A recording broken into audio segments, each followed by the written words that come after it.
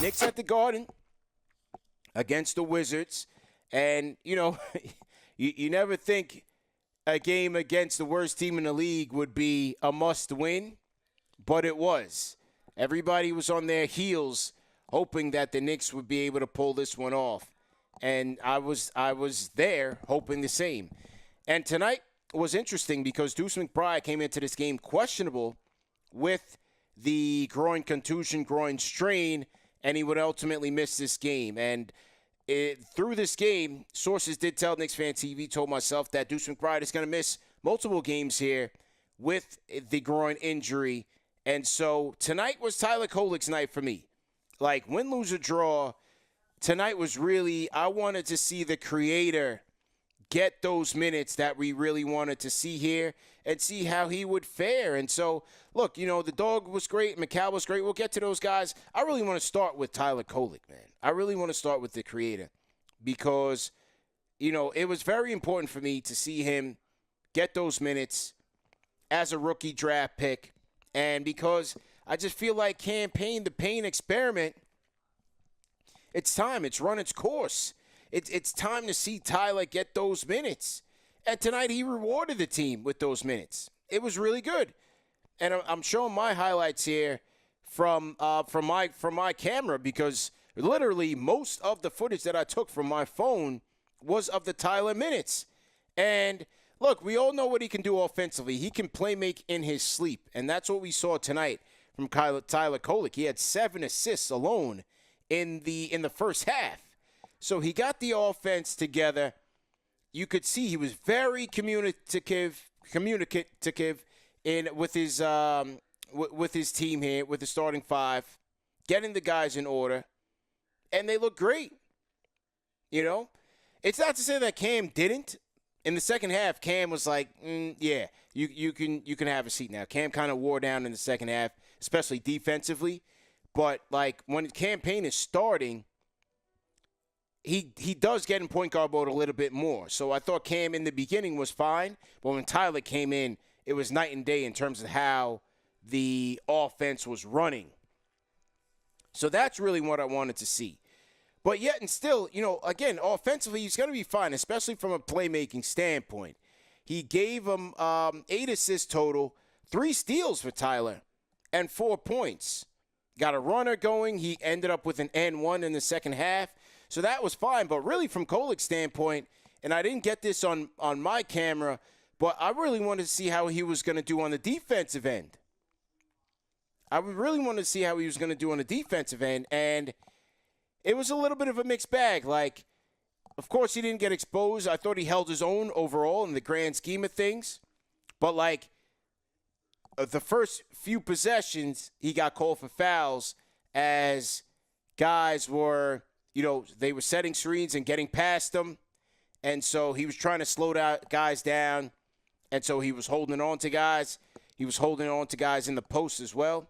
So he got called for those fouls. So we'll see what happens there because, again, physically, he's not there. But overall, I thought he was fine, man. This is the Wizards. I know you guys are going to say that. It is the Wizards, but I thought Kolek did more than enough to get minutes going forward to wrap the season up. And now, hey, with the McBride injury and McBride slated to miss some time, this is a perfect time now for Tyler Kolek. It might not translate. He might not get minutes in the playoffs, but this is good. This is what we want to see as a fan base, right? Like, what do our draft picks have to give? And so I thought tonight, most importantly, Towns was great. McCall was great. OG was great. But I was really just watching Tyler Kolek this entire game, man. That's what I wanted to see. And so that's what you guys are seeing here on the Jumbotron here. And sorry for you guys on Instagram. You guys are going to have to jump on the YouTube side to see the Kolek highlights from my vantage point. But overall, I thought he had a good night, man. 4 points for Kolek, 8 assists, 7 of them coming in the first half, and 3 steals. So good job by Kolek, just really getting the offense together. Okay, now, when we get to the rest of the squad, shout out to the dog. I thought OG Anunoby got the team out to a good start. Very good start by the dog. 23 points for him, 8 of 12 from the field, very efficient night. 4 or 5 from downtown, 3 assists, 2 steals, and a lot of it, you know, he had 5 3-point attempts, but he had 7 attempts overall from the field and from inside the 3-point line, and a lot of it he was attacking the basket. You know, this is the Wizards. So the dog continues to be aggressive in terms of just getting high efficiency points and getting his layups, and I thought he was very strong tonight. So I liked OG's game tonight. Mikal Bridges, very strong tonight. Very strong, especially in that second quarter. Like, a lot of those assists from Tyler Kolek, I showed him on the Kolek highlights. 2 of those assists back-to-back came at the hands of Mikal Bridges. And Mikal Bridges continues to shoot the ball efficiently. He shot 50% from the field, 10 of 20 from the field, 4 of 8 from downtown, 27 points, 6 rebounds, 4 assists, 3 steals, and a block. So good job by Mikal Bridges tonight, getting the squad going. I like Mikal's game tonight. And then Karl Anthony Towns chipped in as well, man. A lot of his production came a little bit later in the game, but 31 points for Towns. Another 50% effort from the field, 10 of 20 from the field, 10 of 13 from the free throw line, and he finished with 31 points, 11 rebounds, 2 steals, 1 assist, and a block. So good job by Karl Anthony Towns. Good job there by Karl Anthony Towns. Payne, as I mentioned, 7 assists, 13.7 assists, 4 of 12 from the field for Cam, 3 of 8 from downtown, and a steal. You know, again, like when Cam, the other game that JB missed and Cam was thrusted into the starting point guard spot, when he has to play point, like when he has to start and get the other guys involved, he does a fairly decent job.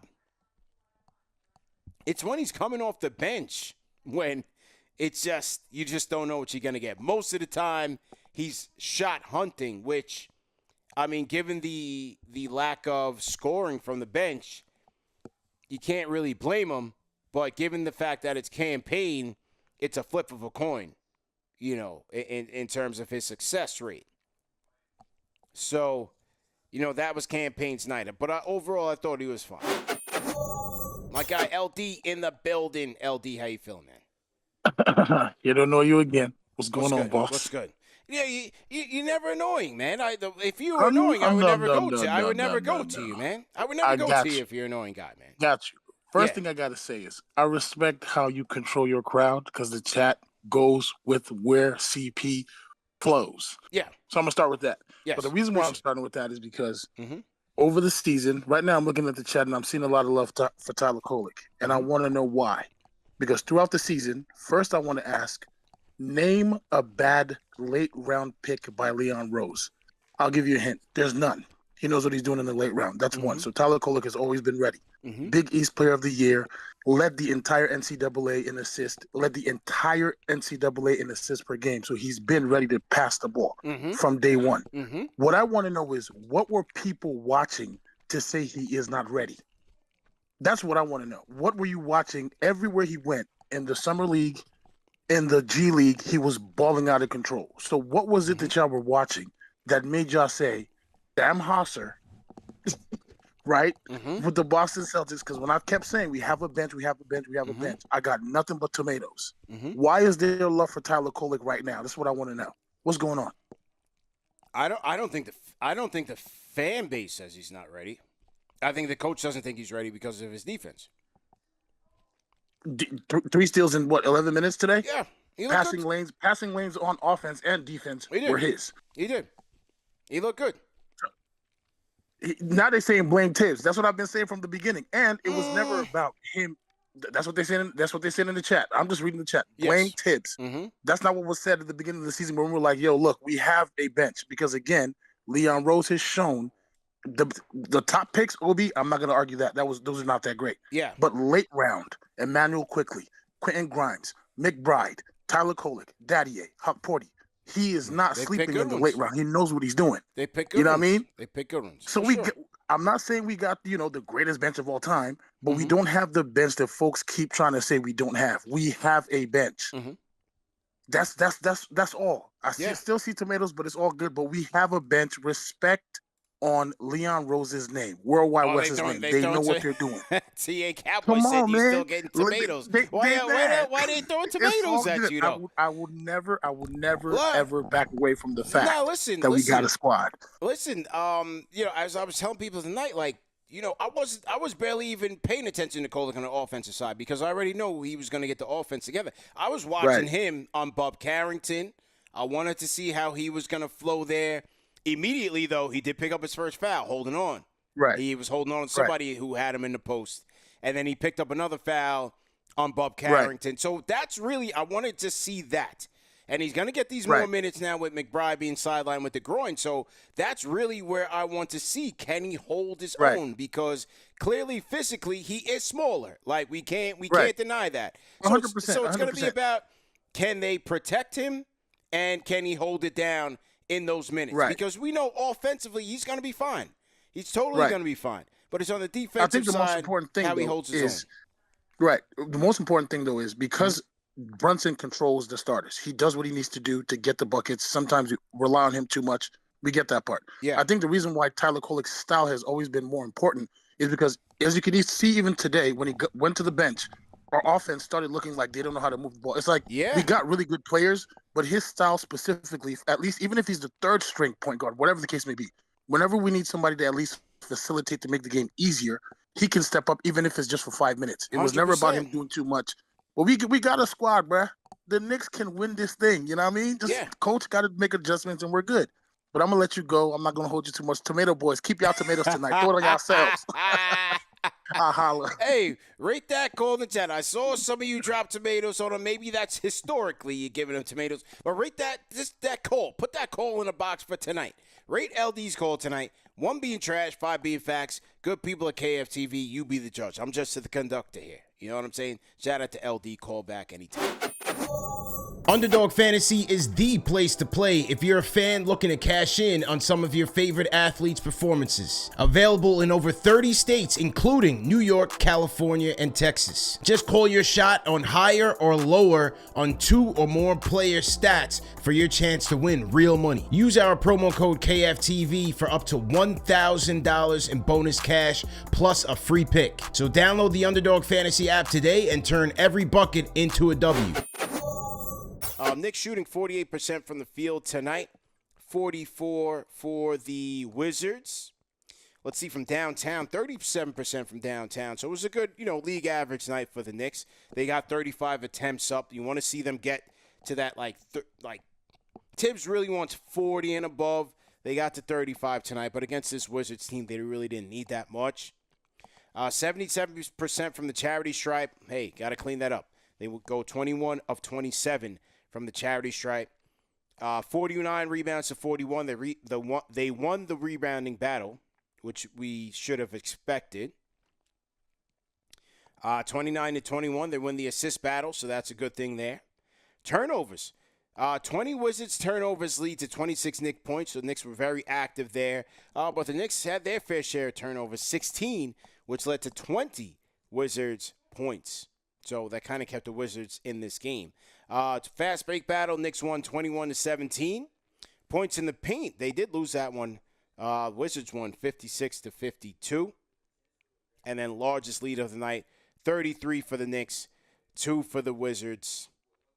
And yeah, look, I thought the turnovers was key here in keeping that Wizards team back in the game. Knicks had a 33-point lead, and ultimately the Wizards would cut it down to as little as 7. So it got a little dicey there. And then, as the caller said, Marcus Smart makes his charge, and then the Wizards tank got activated, and then he disappeared. It's almost like he wasn't even there. But, hey, that is a strong tank by the Washington Wizards. That is how you tank, ladies and gentlemen. The guy brings him into the game. The only capable scorer, clutch scorer on the team, cuts the lead down to 7, and he's never heard from again.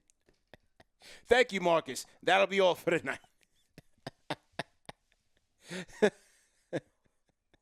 You're getting us a little too close there. So that is a formidable tank by the Washington Wizards. They hold on to that 15-55 record. Holy moly. It's crazy. Absolutely nuts.